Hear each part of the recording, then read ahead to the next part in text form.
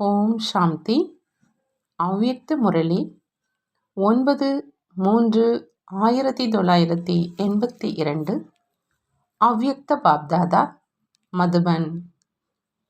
இன்றைய முரளியின் தலைப்பு ஹோலி கொண்டாடுவதின் மற்றும் ஹோலி ஆக்குவதின் அலௌகிக முறை, அதாவது ஆன்மீக முறை.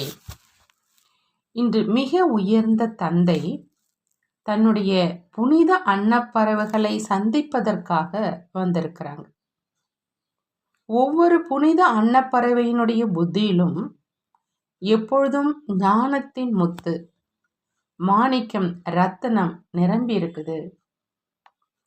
அந்த மாதிரியான புனித அன்னப்பறவைகள் பாப்தாதாவுக்கும் முழு கல்பத்தில் ஒரு தடவை தான் கிடைக்கிறாங்க.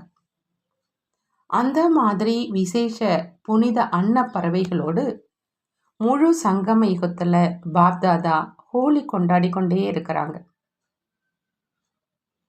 உலகத்து மனிதர்கள் வருடத்தில் ஓரிரு நாள் ஹோலி கொண்டாடுறாங்க. ஆனால் கொண்டாடுவதன் கூடவே இழக்கவும் செய்கிறாங்க. மேலும் புனித அன்னப்பறவைகள் நீங்கள் கொண்டாடவும் செய்கிறீங்க அப்படின்னா சம்பாதிக்கவும் செய்கிறீங்க, இழப்பது இல்லை.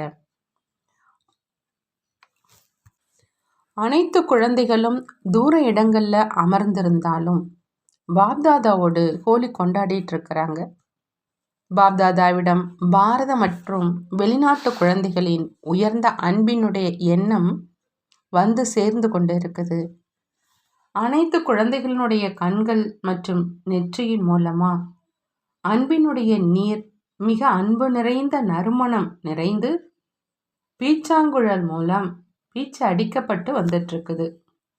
பதிலுக்கு பாப்தாதாவும் அனைத்து குழந்தைகளுக்கும் கண்களின் மூலமா அஷ்ட சக்தி, அதாவது அஷ்ட வண்ணங்களின் பீச்சாங்குழல் மூலமா விளையாடி கொண்டிருக்கிறாங்க. எப்படி ஸ்தூல வண்ணங்கள் மூலமா சிகப்பு வண்ணம் சிவப்பாக ஆக்கிடும், விதவிதமான வண்ணங்களினால் விதவித ரூபம் உருவாக்கிடும். அதே மாதிரி ஒவ்வொரு சக்தியின் ஆன்மீக வண்ணத்தின் மூலம் ஒவ்வொரு சக்தியினுடைய சொரூபம் ஆயிடுறாங்க. ஒவ்வொரு குணமும் சொரூபமாக ஆயிடுது. திருஷ்டியின் மூலமா ரூபம் பரிவர்த்தனை ஆகிடுது என்று பாப்தாதா பார்க்குறாங்க.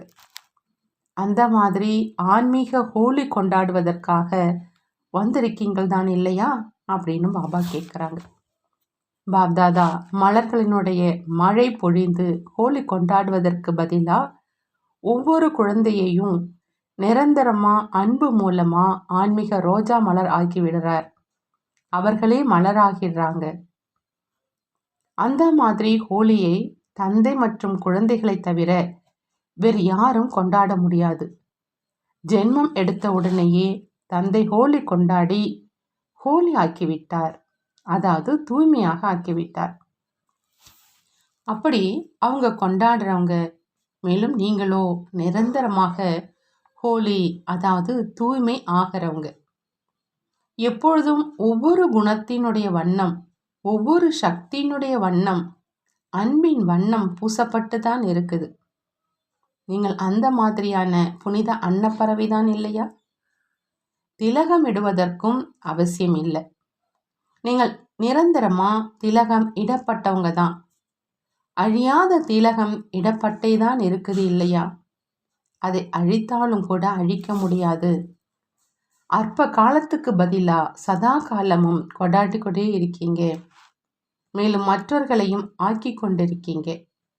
அந்த மனிதர்களோ இனிமையாக சந்திப்பதற்காக ஒருவரோடு ஒருவர் கழுத்தை கட்டி அணைத்து கொள்வாங்க. ஆனால் புனித அன்னப்பறவை நீங்க பாப்தாதாவின் கழுத்தின் மாலையாகவே ஆகிட்டீங்க. நிரந்தரமா கழுத்தின் மாலையாகி மின்னிக் கொண்டிருக்கும் ரத்தனம் உலகின் எதிரில் ஒளியை பரப்பி கொண்டிருக்கீங்க. ஒவ்வொரு ரத்தனமும் 1000 பல்புகள் கூட பிரகாசம் தர முடியாத அளவுக்கு அந்த மாதிரி பிரகாசிக்கும் லைட் சொரூபமாக ஆகிடணும்.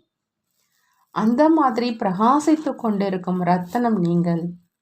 தன்னுடைய லைட் மைட் சொரூபத்தை தெரிஞ்சிருக்கிறீர்கள் தான் இல்லையா அப்படின்னு பாபா கேட்குறாங்க. முழு உலகத்தையும் இருளிலிருந்து வெளிச்சத்துக்கு கொண்டு வரும் பிரகாசமாக இருக்கும் ரத்தனங்கள் நீங்க. பாப்தாதா அந்த மாதிரி புனித அன்னப்பறவைகளோடு விசேஷமான தினத்துக்கு ஏற்ற மாதிரி ஆன்மீக ஹோலியை கொண்டாடிட்டு இருக்கிறாங்க. பாபா சொல்றாங்க, ஹோலி எரிக்கவும் செஞ்சீங்க மற்றும் கொண்டாடவும் செஞ்சீங்க. எரிப்பது மற்றும் கொண்டாடுவது இரண்டுமே தெரியும் தான் இல்லையா? எரித்த பிறகுதான் கொண்டாடுவது இருக்கும். எண்ணத்தினுடைய தீக்குச்சியினால் தன்னை பற்றியும் அல்லது சேவை பற்றியும் என்னென்ன வீணான எண்ணம், அதாவது பலகீனமான எண்ணம் கொள்வதனுடைய சமஸ்காரம் இருக்குதோ அவை அனைத்தையும் ஒன்றாக சேர்த்து தீக்குச்சினால எரிச்சிடுங்க. இவற்றை தான் காய்ந்த மரக்குச்சிகள் அப்படின்னு சொல்றது. அப்படி அனைத்தையும் ஒன்றாக சேர்த்து ஒரு திட எண்ணம் என்ற தீக்குச்சியால் பற்ற வைங்க.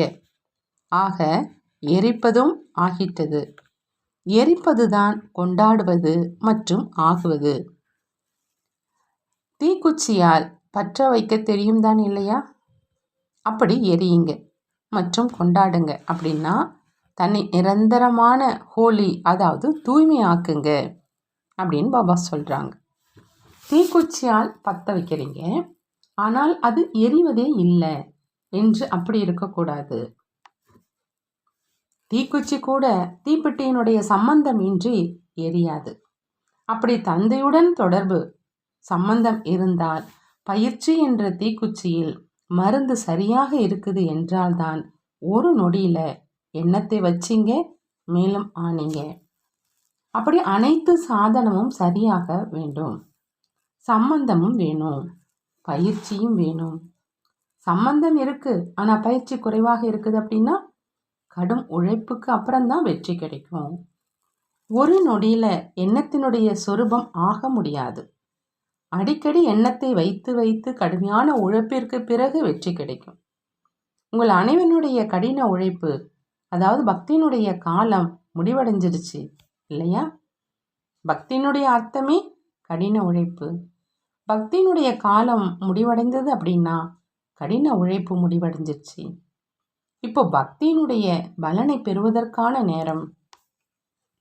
பக்தியினுடைய பலன் ஞானம், அதாவது அன்பே அன்றி கடின உழைப்பு இல்லை. 63 ஜென்மங்கள் கொஞ்சமோ அல்லது அதிகமோ கடின உழைப்பு செஞ்சீங்க. ஆக கடினமா உழைப்பு செஞ்சீங்கள் தான் இல்லையா? இப்போ இறுதி ஒரு ஜென்மத்தினுடைய அன்பின் நேரத்தில் கூட கடின உழைப்பை செய்தீர்களா என்ன அப்படின்னு பாபா கேட்குறாங்க. இப்பொழுதோ எப்பொழுதும் தந்தையினுடைய அன்பின் மூலமா பழத்தை அருந்துங்க. அதாவது எப்பொழுதும் நன்றாக வளர்ந்து கொண்டிருங்க. பழத்தை அருந்துங்க என்றால் எப்பொழுதும் பயனடைந்தவராக இருங்க. பழத்தை அருந்தது என்றால் எப்பொழுதும் ஹோலி கொண்டாடுவது மற்றும் ஹோலி ஆகிவிடுவது. இப்பொழுது கடின உழைப்பு செய்வதின், யுத்தம் செய்வதின் சமஸ்காரத்தை முடிவு கட்டுங்க. இப்பொழுதோ ராஜ்ய பாக்கியத்தை அடைஞ்சிட்டீங்க, பிறகு ஏன் யுத்தம் செய்யணும்? தேவ பதவியினுடைய பாக்கியத்தையும் விட சிரேஷ்ட பாக்கியத்தையோ இப்போ அடைஞ்சிருக்கீங்க. சுவராஜ்யத்தினுடைய மகிழ்ச்சி உலகின் ராஜ்யத்தில் கூட இருக்காது. ஆகையினால ராஜ்ய பாக்கியம் நிறைந்த ஆத்மாக்களே இப்பொழுதும் ஏன் யுத்தம் செய்கிறீங்க? ஆகையினால கடின உழைப்பினுடைய சமஸ்காரம், யுத்தம் செய்யும் சமஸ்காரம் மற்றும் எண்ணம் என்ற பழைய மரக்குச்சிகளுக்கு நெருப்பு வச்சிடுங்க. இந்த ஹோலியை எரிய வைங்க. பாப்தாதாவுக்கும் கூட குழந்தைகளின் கடினமாக உழைக்கும் சமஸ்காரத்தை பார்த்து இரக்கம் வருது. இதுவரையிலும் கூட கடினமாக உழைக்கிறீங்க என்றால் பலன் என்ற பழத்தை எப்பொழுதும் அருந்த போகிறீங்க. அதற்காக கடின உழைப்பு செய்ய வேண்டியது இல்லை. அலட்சியமானவராகவும் ஆக வேண்டாம், அலட்சியமானவராகவும் ஆகக்கூடாது. ஆனால் எப்பொழுதும் அன்பில் மூழ்கி இருக்கணும், அன்பின் ஐக்கியமாகி இருக்கணும். நினைச்சிங்க மற்றும் நடந்தது அந்த மாதிரி பயிற்சி உள்ளவராக ஆகுங்க. நீங்கள் மாஸ்டர் சர்வசக்திவான் அப்படின்னா எண்ணத்தை வச்சிங்க மற்றும் அனுபவம் ஆனது. அந்த மாதிரி சகஜ பயிற்சி உள்ளவராக ஆகுங்கிறாங்க பாபா. சிரேஷ்ட எண்ணங்களினுடைய பொக்கிஷத்தை சொரூபத்தில் கொண்டு வாங்க. ஏதாவது சிரேஷ்ட காரியம் செய்கிறீங்க அப்படின்னா அலங்கரிக்கிறீங்க இல்லையா? எப்படி நேற்று கூட அலங்காரம் செஞ்சீங்க? நேற்று மதுபனில் 5 கன்னியாக்களினுடைய சமர்ப்பண விழா நடந்தது. அதில் அவங்க மிகவும் அலங்கரிக்கப்பட்டு இருந்தாங்க. அந்த அலங்கரிக்கப்பட்ட ஆபரணங்கள் அணிந்த ரூபம் கூட நல்ல அடையாளம்.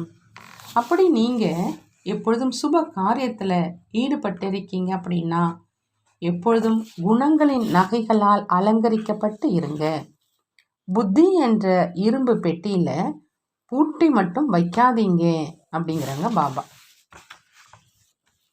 எப்பொழுதும் குணங்களினுடைய நகைகளினால் அலங்கரிக்கப்பட்ட மூர்த்தி. இதுதான் 16 அலங்காரம். அதாவது 16 கலை சம்பூர்ணமான சர்வகுண சம்பன்னமானவராக ஆகுங்க. அந்த மாதிரி உயர்ந்ததிலும் உயர்ந்த தந்தையின் குழந்தைகள், நிரந்தரமான சுமங்கலிகள், நிரந்தரமான பாக்கியவான் ஆத்மாக்கள் அலங்கரிக்கப்படாமல் எப்படி இருக்க முடியும்? மாங்கல்யத்தினுடைய அடையாளம் கூட அலங்காரம். மேலும் ராஜகுலத்தின் அடையாளமும் அலங்காரம். அப்படின்னா நீங்கள் யார்? ராஜாக்களுக்கெல்லாம் ராஜா ஆகக்கூடிய குலத்தை சேர்ந்தவங்க. மேலும் நிரந்தர சுமங்கலிகள். ஆகினால எப்பொழுதும் குணங்களின் நகைகளினால் அலங்கரிக்கப்பட்ட ஆன்மீக மூர்த்தியாக ஆகுங்க. அந்த மாதிரி ஹோலியை கொண்டாடினீங்களா அப்படின்னு பாபா கேட்குறாங்க. மதுபனில் ஹோலி கொண்டாடினீங்க தான் இல்லையா? நடனம் ஆடுவது, பாடுவது, இதுதான் கொண்டாடுவது. அப்படி எப்பொழுதும் பாடுறீங்க, எப்பொழுதும் நடனம் ஆடுறீங்க, மேலும் ஸ்தூலமாகவும் பாடினீங்க மற்றும் ஆடினீங்க, கொண்டாடினீங்க இல்லையா? பாடவும் செஞ்சீங்க, உணவு அருந்தவும் செஞ்சீங்க, யோகாவும் செஞ்சீங்க, போகு கூட சுவிகாரம் செய்வித்தீங்க. மனமும் எப்பொழுதும் இனிமையானதாக, வாயும் எப்பொழுதும் இனிமையானதாக ஆச்சு. அப்படி ஹோலி கொண்டாடி ஆயிடுச்சு இல்லையா? இது ஒவ்வொரு கல்பத்தின் ஹோலி. மற்றபடி என்ன செய்வீங்க? சிவப்பு வர்ணத்தை பூசுவீங்களா? ரோஜா தண்ணீரை பீச்சுவீங்களா? நீங்களே ரோஜா ஆவீங்க. மற்றபடி ஏதாவது விருப்பம் இன்னும் நிறைவேறாமல் இருந்துருச்சு அப்படின்னா நாளை ரோஜா தண்ணீரை போட்டுடுங்க. வண்ணத்திலோ வண்ணமயமாக்கப்பட்டு இருக்கீங்க. அந்த வண்ணத்தையோ அகற்ற வேண்டியதாக இருக்கும். மேலும் இந்த வண்ணமோ எவ்வளோ பூசப்பட்டு இருக்குமோ அந்த அளவு நல்லது. அந்த மாதிரி எப்பொழுதும் ஆன்மீக ரோஜா மலராக இருக்கும். எப்பொழுதும் ஞானத்தின் வர்ணத்தில் பூசப்பட்டு இருக்கும். எப்பொழுதும் பிரபுவின் சந்திப்பை செய்யக்கூடிய, எப்பொழுதும் குணங்களின் நகைகளினால் அலங்கரிக்கப்பட்ட மூர்த்திக்கு பாப்தாதாவின் நெருக்கமான மற்றும் சமமான ரத்னங்களுக்கு தூர இடங்களில் இருந்தாலும் அல்லது நீர் எதிரில் இருந்தாலும் அனைத்து புனித அன்ன பறவைகளுக்கும் பாப்தாதா அழியாத ஹோலி ஆனதின் வாழ்த்துக்களை தெரிவிக்கிறாங்க.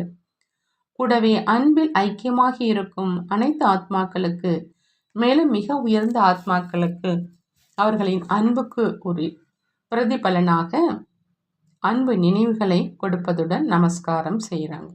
நாமும் நம்மளுடைய பாப்தாதாவுக்கு அன்பு நினைவுகள் மற்றும் நமஸ்காரம் செய்வோம். குஜராத் பார்ட்டியோடு அவ்யக்த பாப்தாதா சந்திக்கிறாங்க. பாப்தாதா கேட்குறாங்க, நீங்கள் அனைவரும் மிகப்பெரிய வியாபாரிகள் தான் இல்லையா அப்படின்னு. உலகத்தில் யாரும் இவ்வளோ பெரிய வியாபாரம் செய்ய முடியாது. யார் திறமை நிறைந்த வியாபாரியாக இருப்பாங்களோ அவங்க வருமானத்தை அதிகரித்து கொண்டே இருப்பாங்க. உலகத்தில் எப்பொழுது வருமானம் அதிகரிக்குது அப்படின்னா ஒவ்வொரு புள்ளி வைத்து கொண்டே இருப்பாங்க. நீங்களும் புள்ளியிட வேணும். நானும் புள்ளி, தந்தையும் புள்ளி. நீங்கள் மிகப்பெரிய வியாபாரி, ஆனால் இட வேண்டும் புள்ளி. 6 அல்லது 8 எழுதுவதில் கடினம் இருக்கலாம், ஆனால் புள்ளியையோ அனைவரும் இட முடியும். இது சகஜம்தான், மேலும் உயர்ந்ததும் கூட. முழு நாளில் எத்தனை புள்ளி எழுதுறீங்க? இப்பொழுது கேள்வி எப்போ எழுதோ அப்போ புள்ளி அகன்றிடுது. புள்ளி இல்லாமல் கேள்வியும் இருப்பதில்லை. அப்படி புள்ளி இடுவதில் அனைவரும் திறமை நிறைந்தவர்களான் இல்லையா? புள்ளி இடும்போது நேரம் எடுப்பது கிடையாது. நானும் புள்ளி, பாபாவும் புள்ளி. இதற்காக எனக்கு நேரமே இல்லை என்று யாரும் சொல்ல முடியாது. ஒரு நொடிக்கான விஷயம். அப்படி எவ்வளவு வினாடி கிடைத்ததோ அந்த அளவு புள்ளி இடுங்க. பிறகு எத்தனை புள்ளி இட்டிருக்கிறேன் என்று இரவில் எண்ணுங்க. எந்த விஷயத்தையும் யோசிக்காதீங்க. எந்த விஷயத்தை அதிகமாக யோசிப்பீங்களோ அது அதிகமாக வளருது. அனைத்து யோசிப்பதையும் விட்டுவிட்டு ஒரு தந்தையை நினைவு செய்யுங்க. இதுவே ஆசீர்வாதம் ஆயிடும். நினைவில் மிகுந்த லாபம் நிரம்பி இருக்குது. எந்த அளவு நினைவு செய்வீங்களோ அந்த அளவு சக்தி நிரம்பிக்கொண்டே இருக்கும். சகயோகமும் கிடைக்கும், மேலும் சேவையும் ஆகிவிடும். நல்லது. வருடாந்திர கூட்டத்துக்காக பாப்தாதாவினுடைய பிரேரணை. கூட்டத்தில் ஏதாவது புதுமையையோ கொண்டு வருவீங்க தான் இல்லையா அப்படின்னு பாப்தாதா கேட்குறாங்க. ஆனால் ஒரு விசேஷ கவனம் வைக்கணும்னு சொல்கிறாங்க.